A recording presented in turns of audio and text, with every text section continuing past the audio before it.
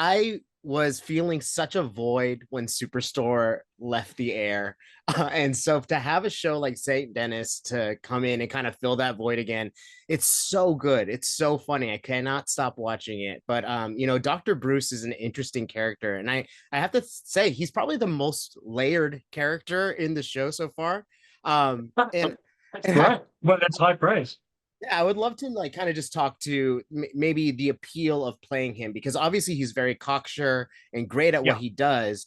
But was part of the appeal that he does have like these moments of like empathy and understanding and moldability. Yeah, well, initially, there was I didn't get a chance to see much of that in the pilot episode, but in episode two, you saw for the first time this sort of wound, perhaps a little bit of that vulnerability when he talks about his dad, and yeah, it was just one of those characters that I think the writing team and helmed by Eric and Justin as the show developed episode by episode, I think they really enjoyed adding, meat on the bone of Bruce because, yeah, there was just so much to work with. And there's nothing more interesting or fun than playing a confident idiot, which Bruce sort of is in some ways. He's not book dumb, but he's pretty social dumb, you know,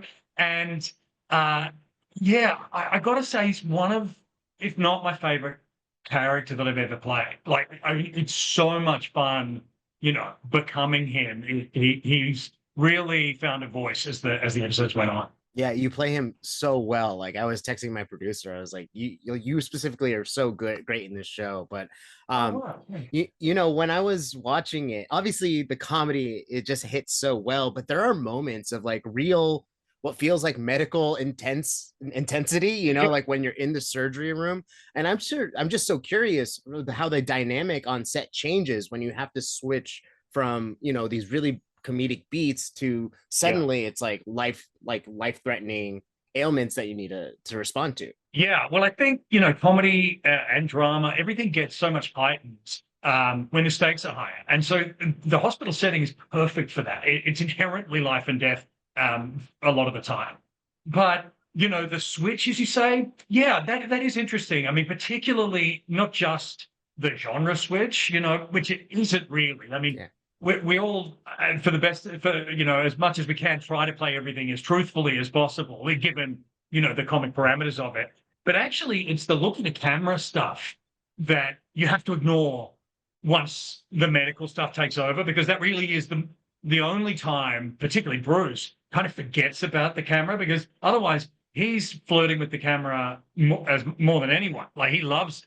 But when the job kicks in, I think that's sort of for Bruce at least. I can speak to that when you see his superpower, right? Mm. And you almost forgive him his sins because he's good at his job. And so it's fun to play.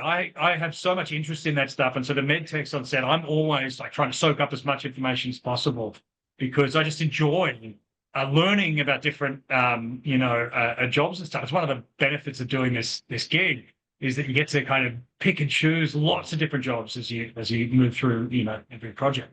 Oh, I But love it. yeah, it's what they say, if you want to say something funny, make it if you want to say something serious, make it funny, right? And I think that's one of the weapons that St. Denis has. Yeah, definitely. Something that I really liked, I think it was in episode two, but Dr. Bruce does kind of like a ritual the Beastie Boys are playing. But Yeah. I was just wondering before you get into scenes, do you have your own ritual or like a playlist that you put on to like put yourself into the proper headspace for a role? Yeah, it's a good question. I don't really, not a playlist so much, but I definitely, I work with the actors that I'm, doing the scene with. And in this show particularly, everyone's really on board with that. We all kind of like to lock, get at least the dialogue down as just off book as possible. So that once we're in there, the words are kind of the last thing we're thinking of. It's kind of in our DNA by that point. But I have been told by a few medical professionals that the routine or the ritual of a surgeon listening to kind of inappropriate music is very much on brand in the real world. So I'm told that a lot of surgeons do something similar. Amazing. That's Yeah, honestly wonderful to know. But I do have to wrap. But thank you so no much for your problem. time. This show is such a delight. I can't wait to continue watching In a Lion's Journey. It should get plenty of more seasons, in my opinion. So, Gosh, I hope so. Thanks, um, man.